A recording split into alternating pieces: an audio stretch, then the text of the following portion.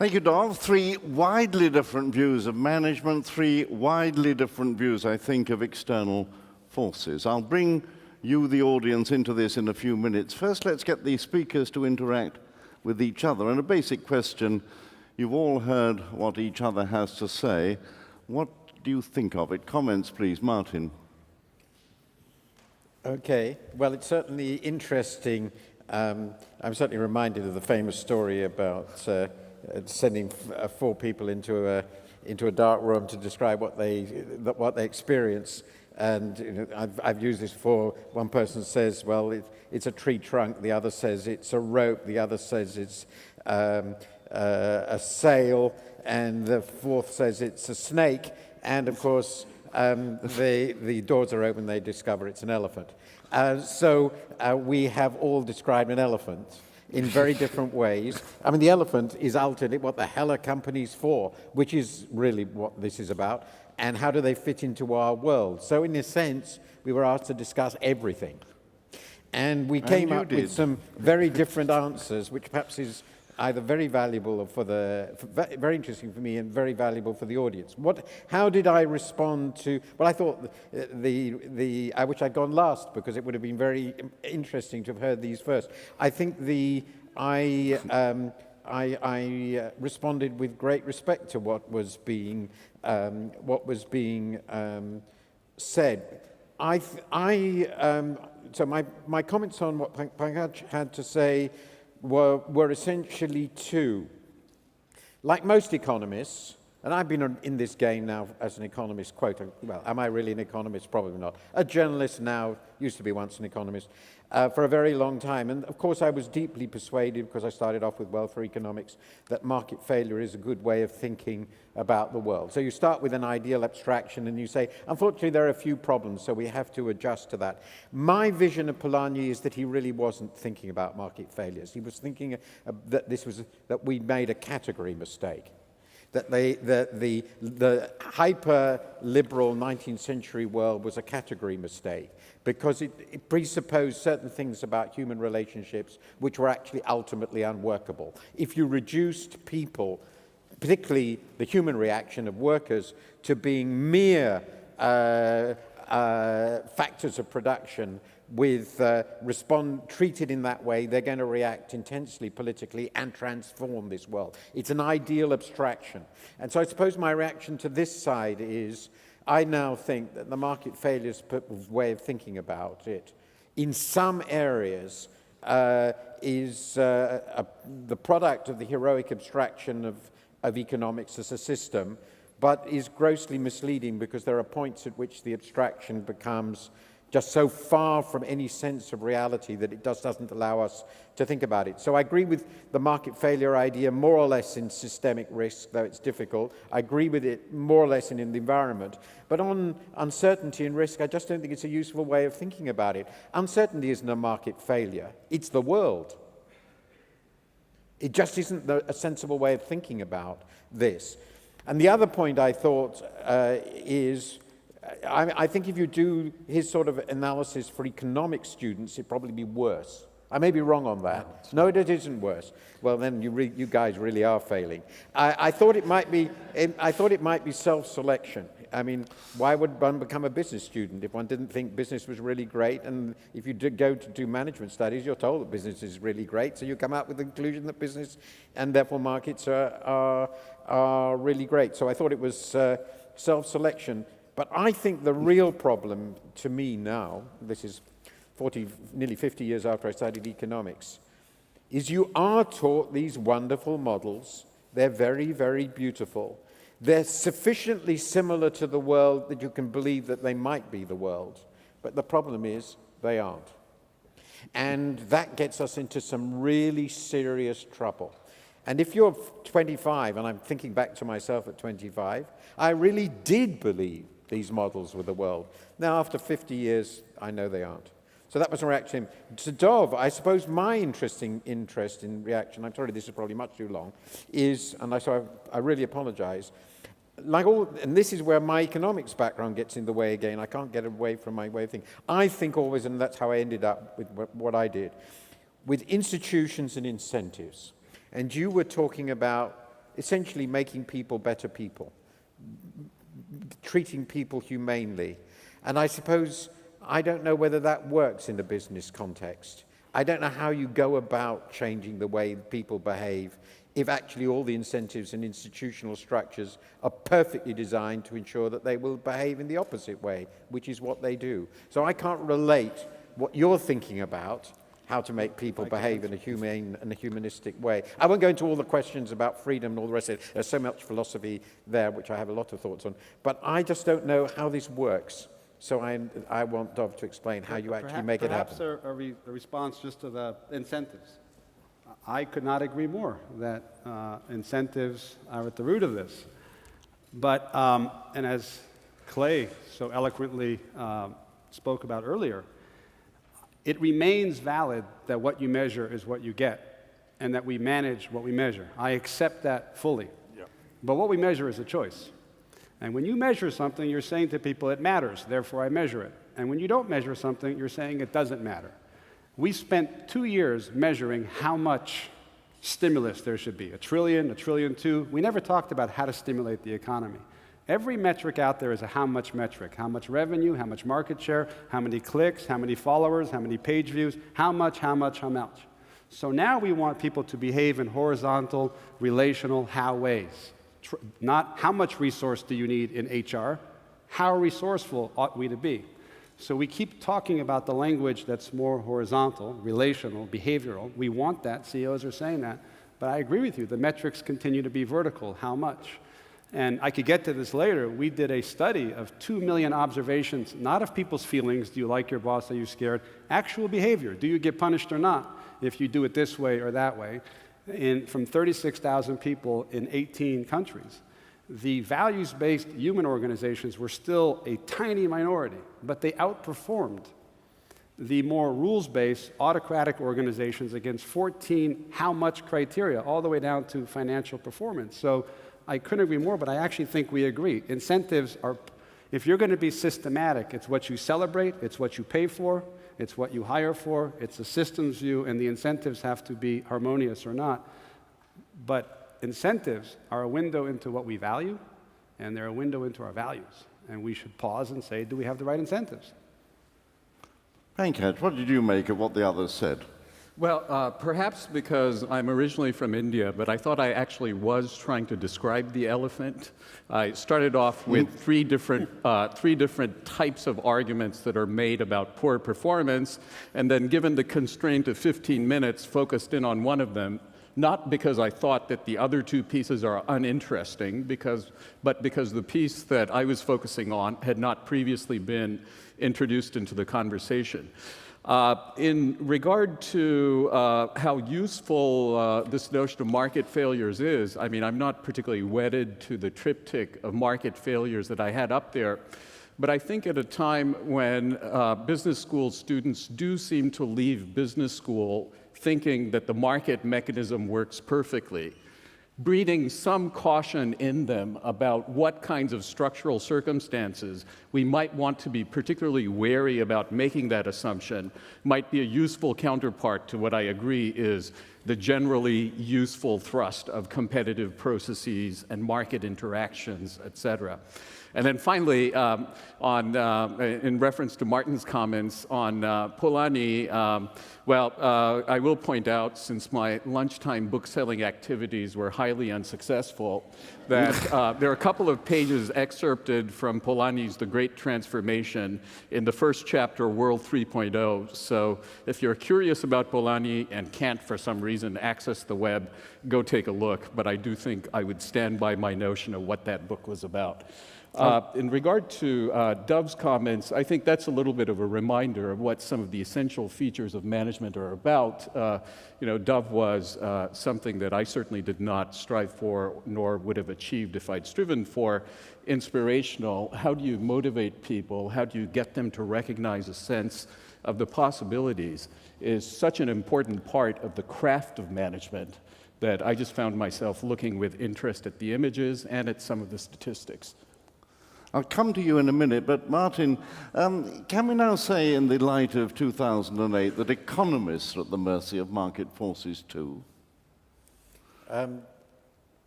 Well, if you mean by that, that egregious failure has destroyed the market for them, which is the most obvious way I can understand that, is I'm not completely convinced. I have been told, though it may be UK specific, that, and I haven't checked this, so I obviously should have done some research too, that the number of students studying economics in British universities has fallen very sharply of late. I don't know whether that's true generally. If it is true generally, then that would be, I suppose, a pretty clear market test. So I don't know whether that is the case, but all I can tell you that my academic friends and even people writing books about this from the point of view of an economist seem to be doing great in the post-crisis environment, so the market test doesn't seem to be working in that way at all. Okay, let's go to the audience now. And in the words of the late Sir Gordon Newton, the great editor of the Financial Times, let's have questions, 3 questions, and then we'll throw them here. And can you keep it turt? By which he meant that lovely word, terse and short. Yes, there's a microphone, I think, yes. Say who you are, and a question rather than a sort of statement, please. My name is Professor Nurul Nabi. I am a professor of management studies, has been teaching 40 years.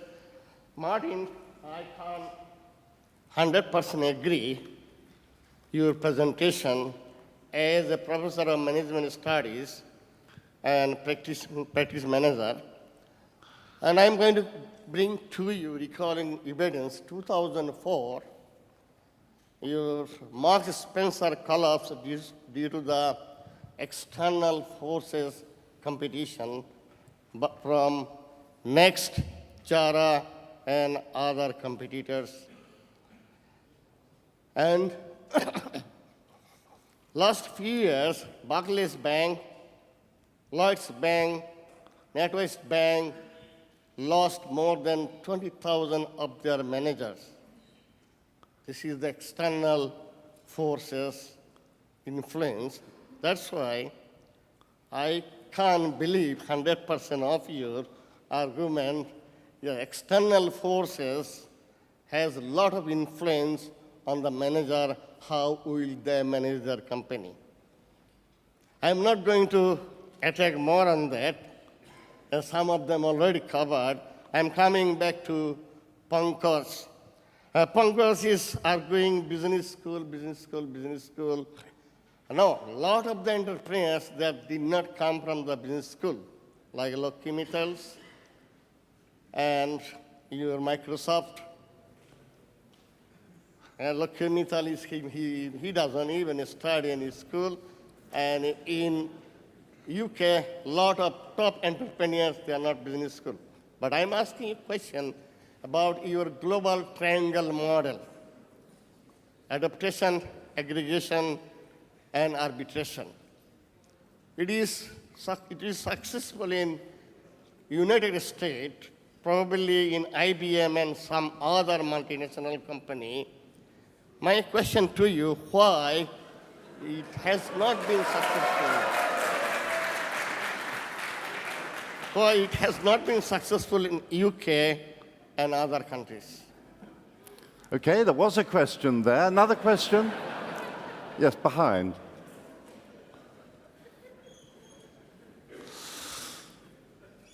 Good afternoon. I'm Robert Koenig from the finance industry in Vienna.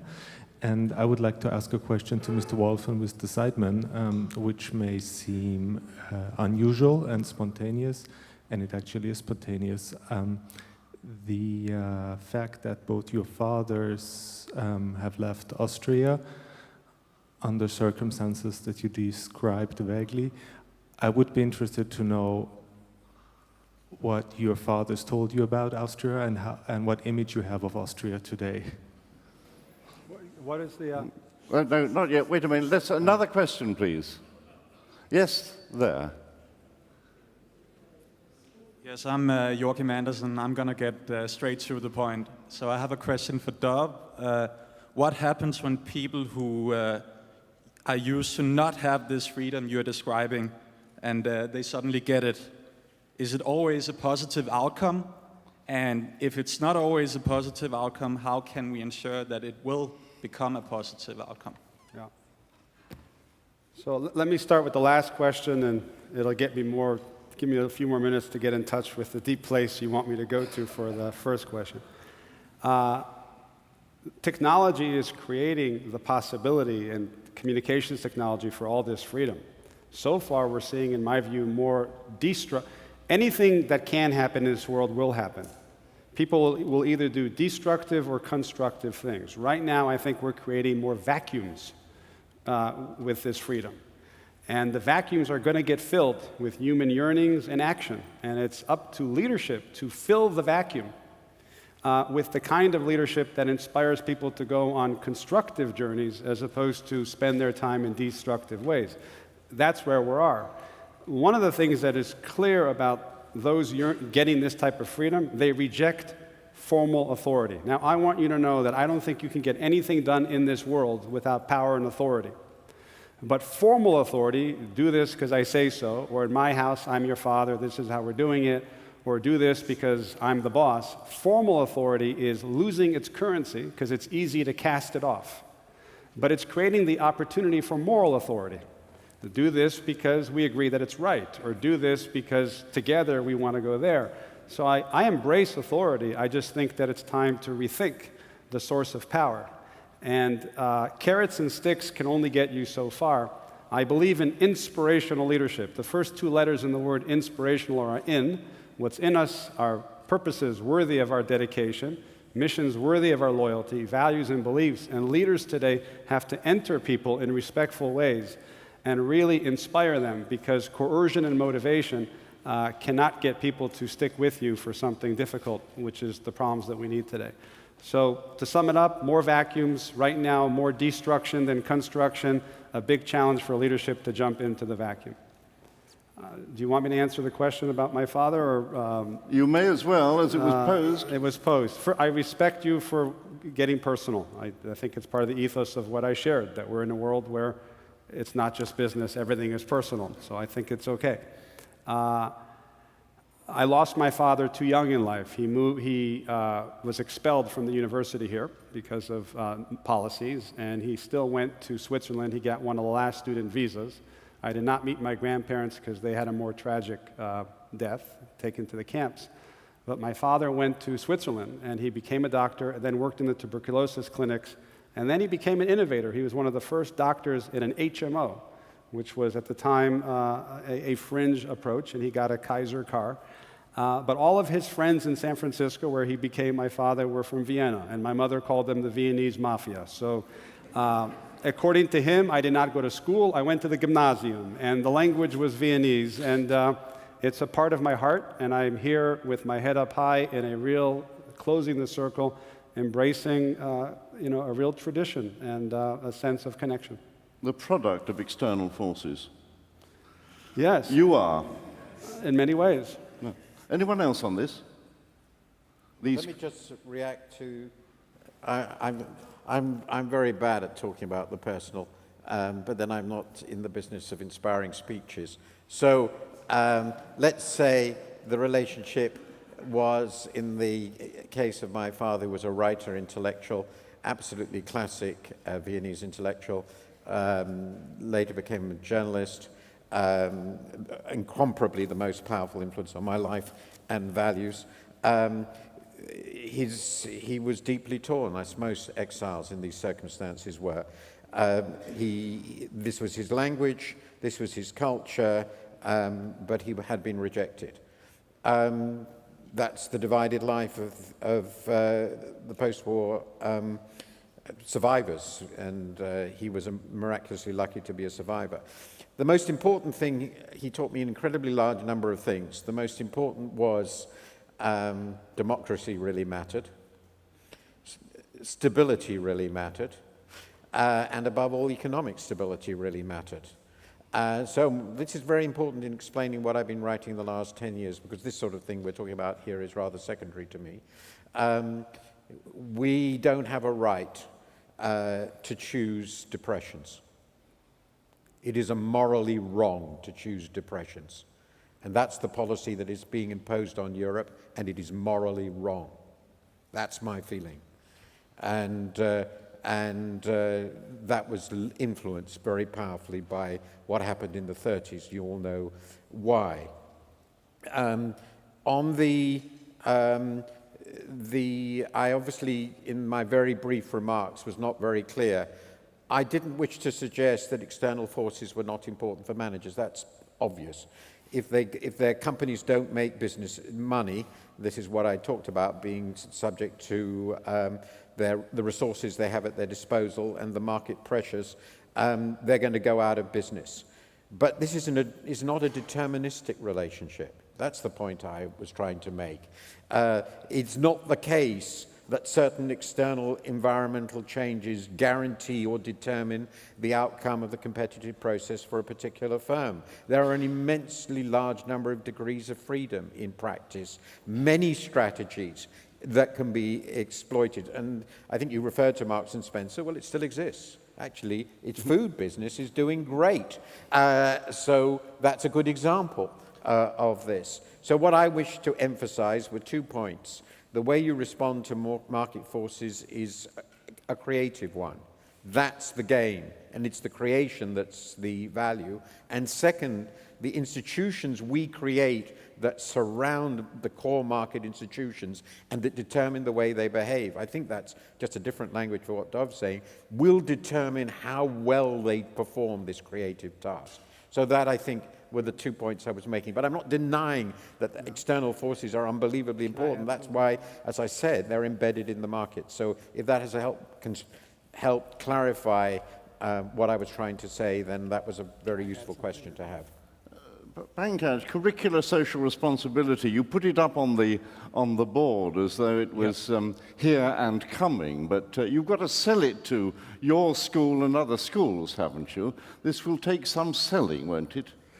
Yeah, and I've had a little bit of experience working in globalization space with the AACSB and trying to get more courses on globalization implanted into required curricula in business to have some ideas, which is where at least some of the better thought out of those 4 bullet points came from.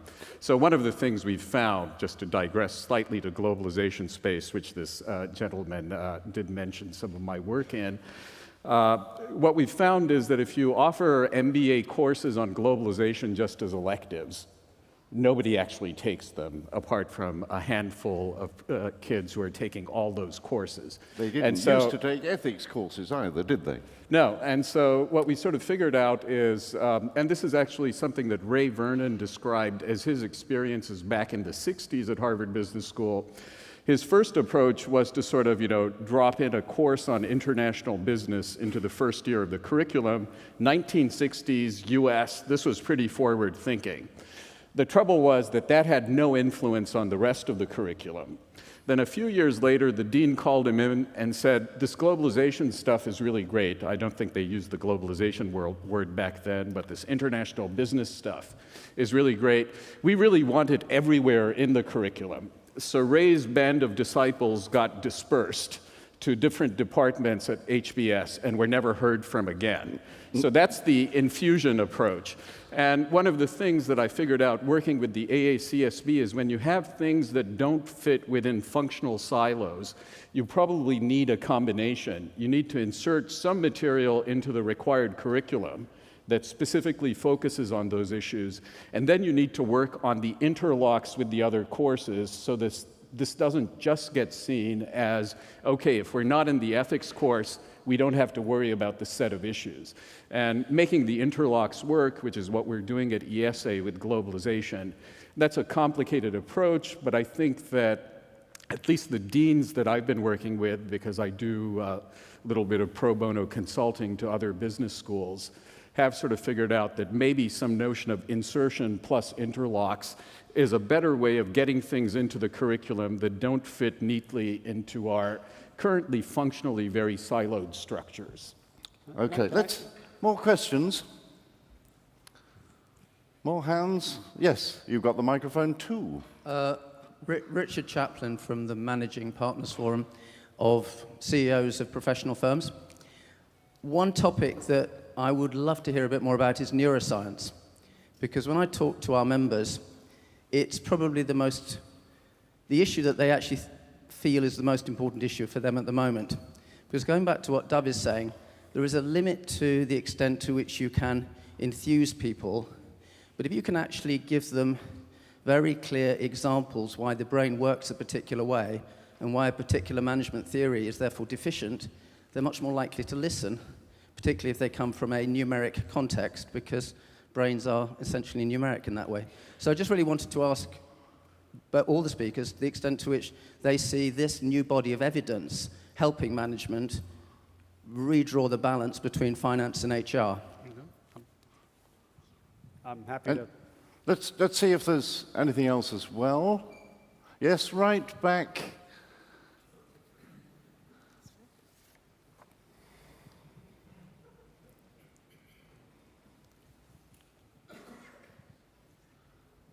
Hi, I'm Andrew Lee from South Korea. My question is very simple. Is value-based corporations or firms, like Mr. Surdon said, in a humanistic perspective, the future of business models from today and onward? That's the end of the question. Thank you. Another third one? Yes. Keep your hand up.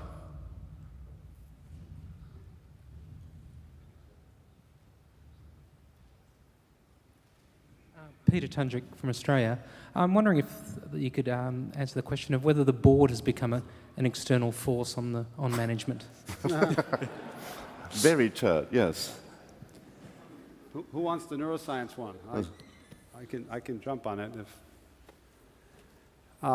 if I think that's a great question on neuroscience, and I love the humility in the question, because one of the things, classical economists don't get invited to the same places they used to. The conception of the actor, the consumer, the investor, the employee is a fully rational animal, and we can just use rational mechanisms to get. I still know vice presidents of sales that if they change the compensation system, they think they're going to get ethical sales practices, and you don't get that. So those who are trying to understand the human being, his or her quest for meaning and significance and how the brain works, the more we try to learn about the actor, I think the more evolved our models of leadership and institutions will be. Neuroscience is at the center of that. I happen to know about the only legal performance-enhancing drug, and it's called trust. Neuroscientists have proven that a neuromodulator is released in our brain every time somebody trusts you. Oxytocin is released, and whatever makes them leery or weary of you subsides, and they reciprocate that trust. But we've been taught to trust and verify. We keep inspecting for trust. Aristotle said that trust is a virtue, not when we go looking for it, when we give it away, because when I give you trust, I'm giving you the power to do right by me or betray me, and it's that vulnerability in giving you trust. We've gone into 2 organizations, and here we pay for expenses when you get your boss's signature, and here we just pay, but we do random checks, but we talk about trust all the time. And if you cheat in this system of trust, you're publicly fired. And you get so much more efficiency because you've taken the whole bureaucracy out, which Gary Hamel was talking about so eloquently, and you create a system of trust. I can go on and on, but in Indonesia, there's so much corruption in Indonesia that they keep putting police on the street. And they finally launched 10,000 honesty cafes where they're teaching people to take food off the shelves. And instead of having an arm's-length transaction, they're putting money in a jar and making their own change because they're starting to try to teach honesty and trust. So neuroscience has proven that if you trust somebody, they will take risk. And if I netted this out for you, to have progress, somebody needs to innovate. But most innovation programs hit a wall because people won't take the risk to innovate because to say something in front of their boss is too risky.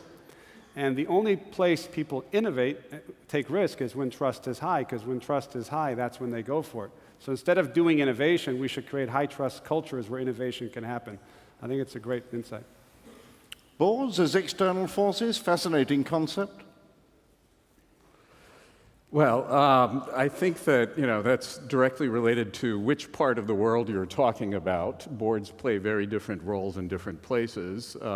Obviously, the dual structure of boards in Germany makes for a very different kind of decision-making than the unified board structure that we have in Anglo-American economies. I also think that, it sort of depends to a great extent on whether you're publicly traded or not. So some of the comments that were made this morning about Wall Streetism, et cetera, I do see that happening with the companies that I'm working with, where boards who, there are always some people who are better informed than others, which is true of any gathering, but when you look across the board members, there is often, at many companies, a very simple a focus on proxies for performance, like financial performance, and having watched a couple of companies make the transition from being privately held to publicly listed, it's amazing how much management time actually goes into trying to make sure those statistics look good before the board meeting, et cetera. So boards can be external forces. I suspect that that's probably likely to be correlated to much greater extent with things like reliance on stock price as the sole measure of performance and so forth, and likely to be less important in other circumstances. Martin, anything about these questions? Yeah, I can't, I'm not obviously not been on a board, and I haven't thought about this very directly, but it seems to me one has a fairly big problem here, which is it would be a very good thing to have powerful boards which contain a large number of people who are genuinely independent of the company, and therefore to be a genuine counter to and a genuine overseer of management. But the reality, as I did point out, is that, and I think that was just my interpretation of what Pankaj just said, management knows orders of magnitude more about what's going on than the board, and managing the board must be a pretty easy task. I was struck in the crisis period, because I then did get to talk to board members and chairmen of some of the banks. And remember, in the British case, the chairmen were independent, separate from the chief. And I don't want to go into details, but it was reasonably obvious they didn't have a clue what was going on. And it was even obvious to me. This being so, given the nature of the business, I'm not going to even talk about whether management knew what was going on. That's a whole set of questions that have been raised by recent, just this story this morning. But I think this question of how the governance of huge complex companies can work least badly, is the way I will put it, and how that links with the set of incentives under which the firm operates, which is the question, Dov, that seems to me absolutely a core question for the functioning of our society. And why I talked about plurality of systems, it seems to me reasonably obvious that when you start thinking about that question at all, there isn't an optimal model. So that there just isn't, and there cannot be. So the right thing to do is to have a lot of experiment and a lot of variety, and it will depend on the culture, the function of the firm, the resources of the firm, the nature of the firm, whether it's private, public, and all sorts of other things, what the best structure is going to turn out to be. That's the way I think about it. That may be wrong, but that's the way I think about it. Because at the end of what you said, it did raise the question, how is this going to be achieved? Regulatory, social change, pressures, the law, whatever it is, but you don't have an answer for that. You just say a lot of examples, please. Well, I mean, one way I think is, as I said, we take England, Britain, which I know best, obviously. We have a canonical view of how the company should be. We don't like A and B shares. We don't like any difference in the voting rights of people by the length of time they hold shares. Everything is a uniform model pretty well of the public company. I can't see the sense of that. I don't see why public companies shouldn't be encouraged to have very different structures of ownership and relationships of shareholders to the management, depending on what the firm is, what it's, and then let people decide whether they want to buy shares in this company or not. It may have a large discount, it might not. If it doesn't have a large discount, it works fine. Actually, it might work fine if it did have a discount, because there are other interests. But I just don't see why you can how you can possibly be confident that there is one optimal model. It seems to be pretty obvious there isn't. Okay, well, room for about one more question if it's turt. Yes, there.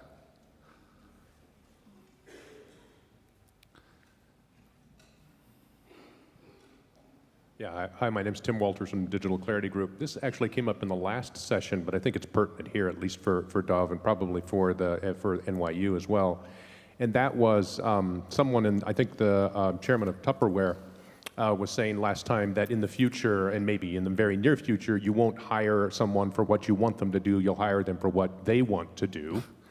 And my response to that in Twitter was, with the advent of big data in HR, actually, we'll hire you for what Watson thinks you ought to be doing.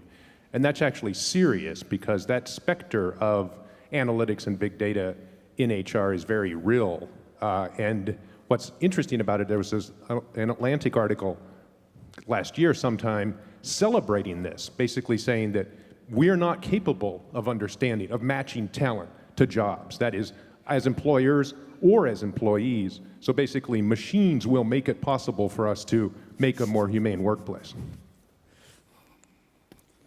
I think directionally, hiring is so regressive. We look at people's resumes and we look at what they did 8 years ago or 2 years ago. We still are hiring for jobs, task-based jobs. If we're going to give people values-based missions, we need to start to hire people for where they want to go with their life, what matters to them, and we have to create marriages between their aspirations and passions and what we're about, or we don't belong together, or we're going to create dissidence. I also think that Heraclitus said that character is our fate. We have learned in the knowledge economy to hire for specialized knowledge, talent, and skill. That still matters. But we also have to hire for characterological qualities, like integrity. And I know that you can't pay someone for their integrity, but you can pay for the behaviors that someone with integrity exhibits. So there is a way to take these deep characterological qualities, translate them into behavior that are observable, and you could pay for them and reward them so that we're not left in a system of nice guys finishing first, but people with principle, and principle gives you the strength to say no and keep going forward when you're being asked to take a left turn or a right turn. So I think there's going to be a renaissance in hiring for deep qualities of people and not just for the more shallow ones. Let me just add 2 cents on that. The Watson, of course, is developed by IBM, so maybe closing with an IBM example. A few years ago, there was this talk, and I believe it did sort of get out into public circles, whereas IBM was thinking of shifting the bulk of its workforce towards India. Lots of discussion of the human supply chain. You can think of several reasons why this might not be a good phrase to use too widely, but the biggest learning for me was how quickly they came to the conclusion that a human supply chain, or whatever you want to call it, looks very different from a parts supply chain. The parts can be treated as identical if they carry a number. The parts don't have career aspirations. The parts are very, very simple to work with. So my guess is that Watson being applied to the parts supply chain rather than the human supply chain strikes me as a more immediate prospect. Martin? I suppose I'm bound to be, just because of the sort of human being, I'm deeply unhappy with the whole concept. Of a